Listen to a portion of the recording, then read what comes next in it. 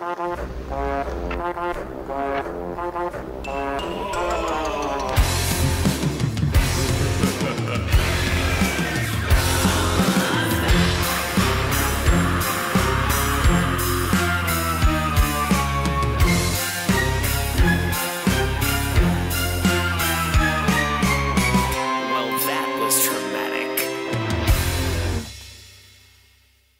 any fan of Half-Life, most people would look at the title of this video and think, well, yeah, of course it's horrifying. Though nowadays Half-Life has been more of a passing meme than an actual game series. Sure, Half-Life Alyx brought a lot of vitality to the franchise, especially since the ending alludes to a possible revival to the series, and while many see this game as an innovative push forward to the gaming industry as a whole, people sometimes forget that this game is rooted in horror elements. See, Half-Life 1 actually has its roots in a sort of mixture of both high-octane action and some terrifying horror elements. It's weird, but it works, with all these shambling creepy zombies running around these dark corridors filled with these little creatures and strange existential cutscenes here and there. Of course, I wouldn't blame you if you disagreed. I mean, 60% of the game you're fighting like soldier dudes and actual fucking ninjas. It's stupid, yeah, but it's the 90s. It's like 90s stupid. Half-Life was pretty well received at the time, but I don't really remember anyone really talking about it too much. I think Duke Nukem was talked about more than Half-Life at the time, but that could totally be my personal experience. I personally grew up with Quake, and yo, everyone loved Quake in the late 90s. But that suddenly changed when the world was introduced to the next generation of games in the new millennia. The Xbox, GameCube, and PS2 were hot off the shelves. People were interested to see just what the next generation of games have to offer. Aside from looking better, games had the opportunity to just do bigger things, bigger stories, better soundtracks, larger worlds, thanks to CD-based technology. But of course, PC gamers been new. PCs back in the 90s performed really well for gaming, but the market just wasn't tapped in yet. Sure, we had unique PC games that couldn't be emulated on consoles, but the mainstream still focused on bits and 3D. With the new generation coming, however, it was the perfect time to innovate. However, no other video games out there innovated the genre and gaming as a whole more than Half-Life 2, and that's no hyperbole. Half-Life 2 was just a glimpse of what gaming had to offer, not just technically speaking, but as an art form as a whole. It had a grand story, beautiful graphics, ragdoll physics. Yeah, that was a thing that not a lot of games during the time had, and if they did have it, it'd be sometimes very buggy or wouldn't look as good as Half-Life did. The physics engine absolutely changed the way so many games are developed, and I know for a lot of you guys, the physics engine in your games might be taken for granted, but legit, me seeing barrels roll around and destroy crates, I mean, even today's games don't use physics engines like Half-Life 2 did. And ragdoll physics? Oh my god, I played around with dead bodies for hours. Wow, that sounds incredibly messed up when I say that. All of the great things Half-Life did, we tend to forget what lies beneath this game. I'm talking, of course, of the horrors of the lore and the many implications that this one game hides. Y'all think Dark Souls has some juicy lore hidden in the items and environment? Wait till you examine this shit. First and foremost, let's talk about the story. Starting with Half-Life 1, you play as Gordon Freeman, a scientist working on some experiments conducted by this super secret facility called Black Mesa. Science happens, Corona and aliens are unleashed, and it's up to you to stop them. On the surface, Half-Life 1 isn't anything special. Fact is, we've been fighting aliens all throughout the 90s, but that's not what makes Half-Life special, not the aliens, no. Half-Life was made special simply for the sheer fun of its gameplay. The cutscenes were non-existent, and it's all seamlessly transitioned over to scripted dialogue and scenes. The alien designs were very unique, and the weapons were a ton of fun to mess around with. Plus, this game introduced some iconic Half-Life tropes, like the crowbar and head crabs, which resurrected a ton of scientists found in the Black Mesa facility, changing the mood from a simple shoot-'em-up to a real dark and existential survival horror. Of course, much of that gets thrown out the window when the military gets involved and you're all decked out with RPGs and submachine guns and fucking 3 kinds of explosives. Then eventually you get your hands on some weird alien tech and it's just so good. But honestly, not much about this game is horrifying. Aside from encountering your first few aliens and headcrab zombies at the beginning, Half-Life quickly turns horror to action, like the Alien movies. this actually makes sense. It's not really till about Half-Life 2 when things start getting more complicated. The story turns more existential, the writing is incredible, and the atmosphere, man, the atmosphere. Well, instead of gushing about the game, let's talk details. I won't go too much into the story of the game as I feel like most of us have already played the game, and if you haven't, you should. Also, I really would like to dive into some of the spookier aspects instead of just nitpicking some story parts. To summarize though, after the events of Half-Life 1, the alien civilization known as the Combine was able to find Earth and enslave it within a matter of hours.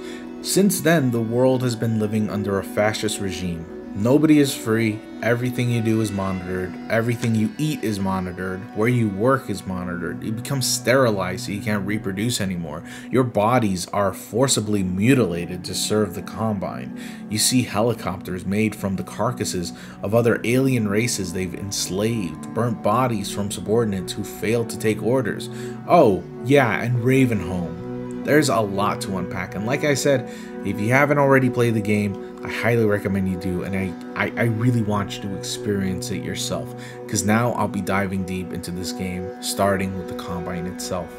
In the first game, you actually get to visit a plane of existence called Zen.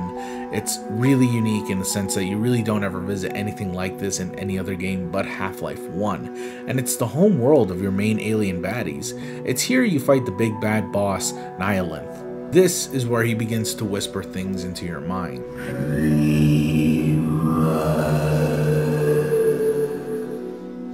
The last you are, the last you are. You are man. He's not man. For you he waits. For you. Now die. Now die. Now. At first, it seems cryptic, almost nonsensical, until you begin to piece together that the Nihilith is talking about the Combine, their terrifying indoctrinations and slavery, and of course, G-Man. Yes, G-Man, the most infamously mysterious character in all of gaming. G-Man is an enigmatic character who speaks in an odd tone of voice, strange inflections whenever there shouldn't be any. He's shown to have power beyond comprehension, such as stopping time, putting Gordon Freeman in stasis for years, transporting him in and out wherever he sees fit. I remember as a kid thinking that G-Man was not only one of the most interesting and enigmatic characters I'd ever seen in any video game, but also one of the scariest. The way he talks is freaky, sure, and I remember some people describing it as some sort of alien who's never had lungs before, trying to get used to breathing. I remember that description. I think it's the most beautiful way to describe his talking, but that's not really what got me all spooked out. It's freaky, sure, but what really got me was the fact that he was always watching you. You don't really need to look very hard to find him, because chances are you will eventually see him. He's in the monitors, he's on TV, he's here, he's there. It's unsettling. You always feel like you're being watched, not just by the Combine, but by something else you can't really explain, which also describes G-Man himself. Is he a friend or just an enemy? Is he someone you can trust or someone who's yet to reveal his true motives? Who does he work for? It doesn't help that whenever G-Man appears on TV, this real creepy music starts playing.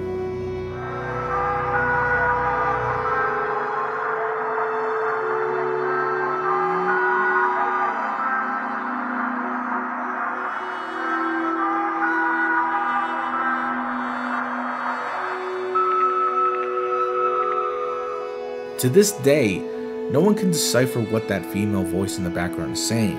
Although many suggest it's a Combine radio chatter heard throughout City 17, others have suggested that if you play it backwards, you can hear something akin to, "Gordon, can you hear me?"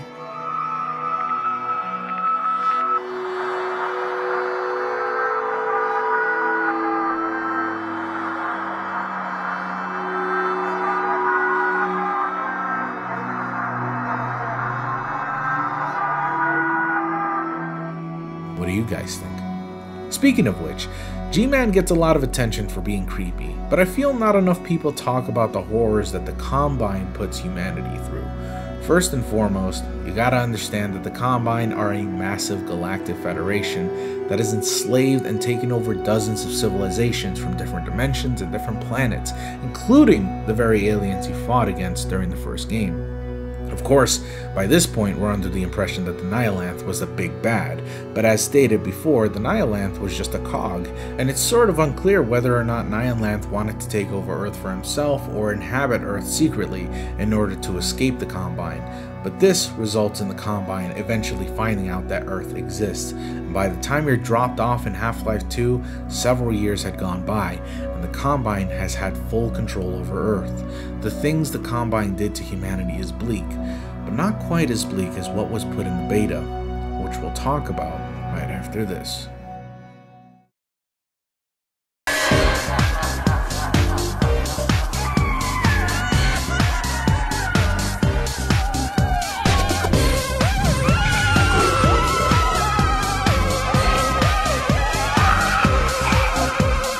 At this point, the Combine had taken over humanity and essentially neutered them. Most men and women have been sterilized, a ton of children have been put into labor.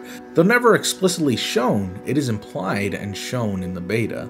Also, the oceans were completely dried up by the Combine, turning these places into wastelands, toxic, filled with a poison that could have you coughing foamy blood. This isn't explained outright, but the beta of this game tells otherwise. See, I've had a bit of trouble naming this video because I wasn't sure if I was going to talk about the beta of Half-Life 2 or if I was just going to talk about Half-Life 2 in general, because I believe both versions are two completely different games with different atmospheres and have different ways to make you feel uncomfortable. Both have horrifying aspects that I feel go underappreciated. But I didn't want to focus on which one was scarier because I feel they're both scary in their own right, and this is because they both show the Combine differently. Overall, the backstory is much the same. The Combine defeated the humans in just a matter of 7 hours, as if in a way to humiliate humanity while it was down or to just rub salt in the wound. We learned through some newspapers that this wasn't even done through the Combine's main military unit, but by a much smaller unit to soften the Earth's defenses. Something about that when I was a kid, it really freaked me out. I mean, we've all seen alien movies where the aliens invade Earth and whatever, but the concept of aliens being so incredibly advanced that they could just bring humanity to its knees in just an afternoon brings me terror to no end. It's that unknown that scares me, sure, but also what the unknown has planned for us that scares me.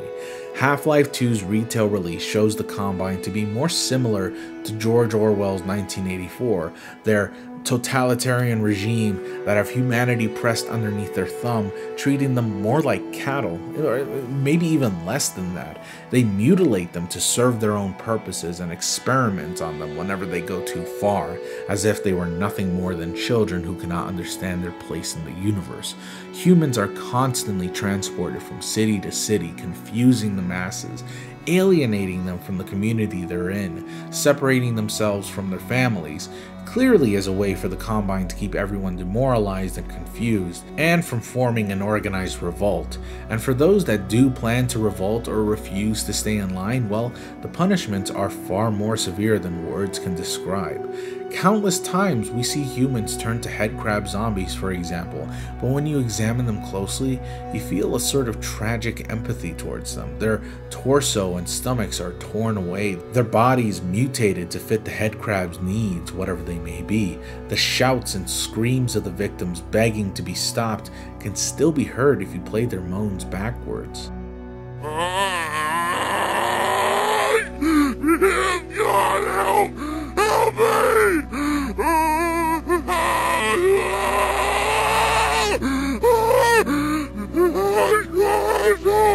Then there are the different variants of headcrab zombies, all worse than the last. Ravenholm is practically a testing field for what variants of headcrabs can turn people into. Lore-wise, Ravenholm used to be a resistance stronghold filled with citizens who escaped the Combine's grasp, yet by the time we see it in-game, It's already been transformed into an apocalyptic nightmare and an example of what humans could become if they do not follow the Combine's orders.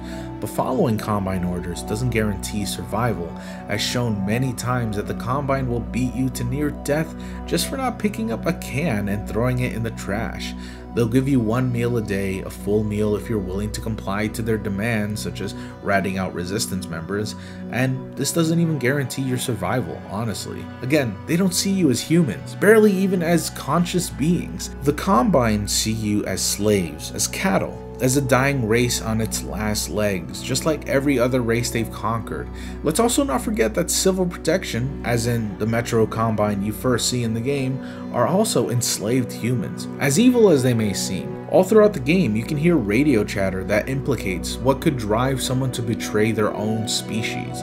Other than maybe a small minority being psychotic and love the power of being a CP, the life of a CP isn't so very luxurious, as it's stated that the reward for doing your job as civil protection is either getting to see your family and keeping them alive, or getting a decent meal.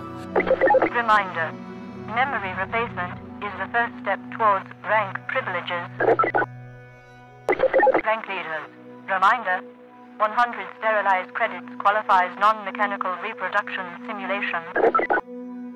Yes, that's correct. They are rewarded for beating citizens with non-mechanical reproduction simulation, which I don't think I need to explain what that is. They actually encourage CP to brutally beat or even kill other civilians due to augmentations that are implanted in their suit that give them a surge of dopamine just from complying.